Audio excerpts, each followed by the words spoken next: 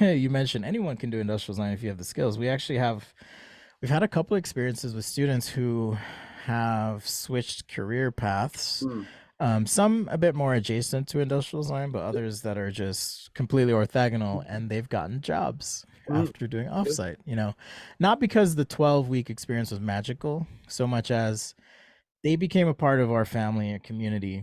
Mm, A big part of the program, it sounds like I'm pitching it now, but a big part of the program that I love is the mentorship mm, aspect. And so right now we have two cohorts. So there's one called Breaking into Design, and then the other one's Leveling Up. yeah. So the second cohort, Leveling Up, they have access to professionals who have graciously offered their time and uh, skills, Mm, right, in the form of mentorship to these students. And that's huge mm, because, again, like myself, when I started Sketch-A-Day and ID sketching, thinking, I wish I had this when I was a student. mm, Offsite's kind of like that, yeah. where I mean, you don't get that in college where you Mm, have 60 professionals working with students to help them sharpen their portfolios mm, or talk through problems or issues that they may be having. Like it's really cool not only to see us as a team working to educate these students, but the community. You talk about kindness yeah. and how